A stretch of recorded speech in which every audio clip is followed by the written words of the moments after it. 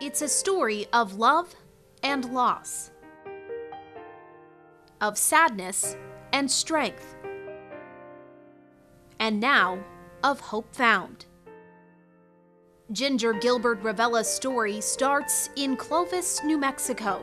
She wouldn't live in Texas until it was time for college, first enrolling at Angelo State. That's where she met a man named Troy Gilbert. Well, he was a good old Texas boy. He was kind and generous and friendly. He was the son of an Air Force family, and so when I met him in college, I didn't know much about the military, and so he opened my eyes to the world that he'd grown up in, which was, he graduated from high school in Germany, and he lived all over the world, and so even though his roots were from Texas, he still was very cosmopolitan to me, and I just fell in love with him from the start. Ginger went on to transfer to Texas Tech. Troy would soon follow. Tech is, really our home, and where so many of our memories were made, and so we spent a good 3 years here, and I wouldn't trade it for anything in the world. The two graduated in 1993. Married, and Troy began his career in the Air Force. They'd move a lot. Ginger says 11 times in 13 years. They'd also become parents 5 times over. Then, in November 2006, while Troy was serving in Iraq, Ginger got a knock on the door that would forever change her life. Troy's plane had gone down during a combat mission. Later, she would find out his body had been taken by insurgents. During a recent trip to Texas Tech, Ginger shared the story. He didn't have to do what he did. The ground forces commander of that unit sent me a letter, and he said, "Your husband did not loiter at high altitudes." And he could have done that. He came in guns engaged, full force, ready to help us. And we will forever be in his debt. It took nearly 10 years for Troy's body to be recovered. The unit that he saved, the special operators that he saved, were part of the unit that recovered him. And in December 2016, he was finally laid to rest at Arlington National Cemetery. I knew the odds were slim, but I just know that God has proven to me that he does miracles every single day still. And so in that way, I wasn't surprised, but, yeah, thankful.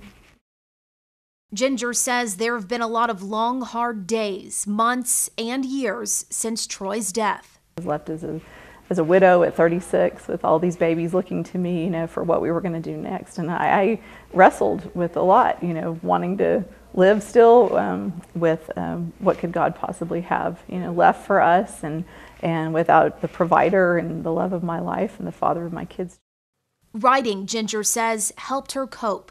And it was through writing, an email in fact, that would lead Ginger to find love again.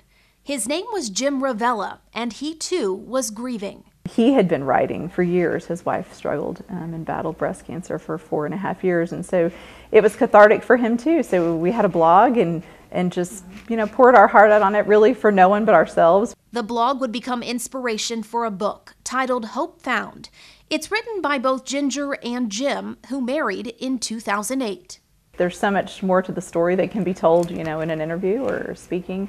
And so we both share our journeys of loss and lessons that we learned in hopes that we could help someone else on their own.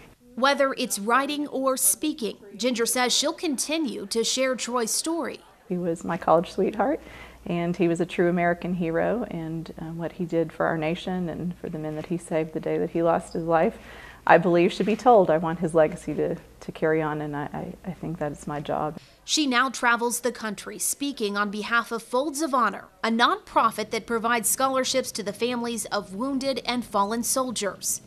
And it was through that organization she was reunited with Troy's old truck. Country music singer Lee Brice helped to pull it off, presenting it at last year's ACM Party for a Cause. I thought I was just going to be with Lee and accept a check and on the behalf of Folds of Honor, and so they bring us out on stage in front of 20,000 people. I got the surprise of my life.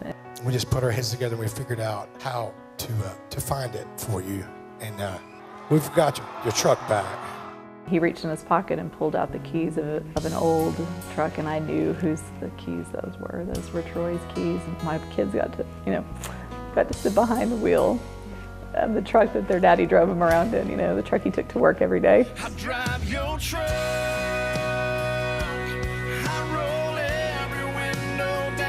It's just a piece of Troy that we got back. And so I never in a million years would have thought that in 2016 we would get his truck back, and then, 6 months later, he would be returned to us. 2016, Ginger says, will be hard to top. She calls it a year of miracles for her family. And as 2017 presses on, she says, like Troy always did, she'll continue to show up. He showed up for class, he showed up for work, he showed up for me, for the kids, for his job, for his country.